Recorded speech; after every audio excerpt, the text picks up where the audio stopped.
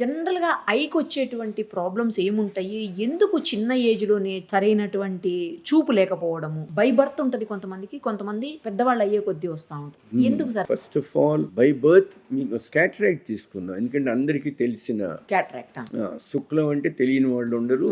దరిదాపు అందరికీ వయసు వచ్చిన తర్వాత వస్తుంది. ఓకే. కళ్ళకు వచ్చేటప్పటికి cataract is a very common condition కాబట్టి మీరు అడిగిన ప్రశ్నకి అదే క్యాటరాక్ట్ న్యూ బోర్న్ బేబీకి కూడా రావచ్చు. పుట్టుకతోనే శుక్లాలు రావచ్చు, లేదా 10 ఏళ్ళు 15 ఏళ్ల తర్వాత రావచ్చు. పుట్టుకతోనే వచ్చేస్తే కంజెనిటల్ క్యాటరాక్ట్ అంటున్నాం. అంటే పుట్టుకతో వచ్చిన శుక్లాలని తెలుగులో. అదే ఒక వయసు వచ్చిన తర్వాత వస్తే హెరిడిటరీ క్యాటరాక్ట్స్ అంటున్నాం. అంటే కుటుంబ పరంగా వాళ్ళ అమ్మ నాయన ఎవరికో కూడా ఎర్లీ ఏజ్ లో రావటం. బై బర్తే వస్తాయి అని అంటున్నారు. దానికి రీజన్స్ ఏముంటాయి సార్ అసలు? ఫస్ట్ ఆఫ్ ఆల్ మన జీవితానికి మీది గాని నాది గాని 2 థింగ్స్ దట్ డిక్టేట్ లైఫ్.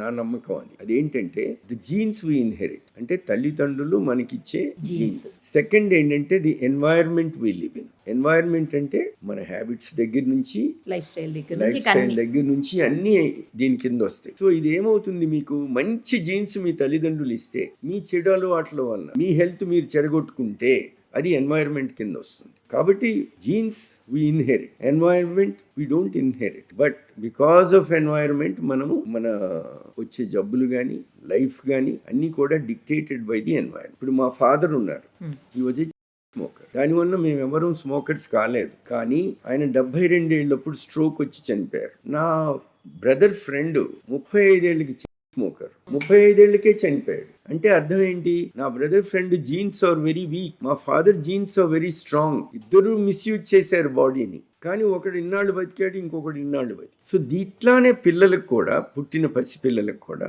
ఎందుకు జబ్బులు వస్తాయి అంటే ఒకటి జీన్స్, ఇంకోటి ఎన్వైరన్మెంట్. ఇప్పుడు మీరు అడగొచ్చు ఎన్వైరన్మెంట్ ఎక్కడుంది? అదే మెటబాలిక్ అంటే శరీరం అనేది ఫార్మేషన్ లో బోల్డ్ మినరల్స్ ఉంటాయి, మనలో బోల్డ్ వైటమిన్స్ ఉంటాయి, ఎన్నో రకాల. సరే, కార్బోహైడ్రేట్స్, ప్రోటీన్స్ ఇవన్నీ కామన్ గా అందరికీ అర్థమయ్యే విషయాలు. ఇవన్నీ కంపోజ్ చేసి, అంటే బాడీ నిండా ఉండేది మాక్సిమం వాటరే కదా. శరీరం అనేది ఫార్మేషన్ లోనే వాటర్ ఎక్కువ ఉంటుంది. కన్ను అయితే అసలు కార్నియాలో ఆల్మోస్ట్ 80 to 90% ఈజ్ వాటర్. అందుకే అది ట్రాన్స్పరెంట్ గా ఉంది. దానికి అందుకే బ్లడ్ సప్లై లేదు. ఆ బ్లడ్ సప్లై లేకపోవటం వల్లే మనం క్రిస్టల్ క్లియర్ గా ఉండబట్టి చూడగలుగుతున్నాం. మిగతా శరీరం మొత్తం మీరు ఎక్కడ కట్ చేసినా బ్లీడ్ అవుతుంది.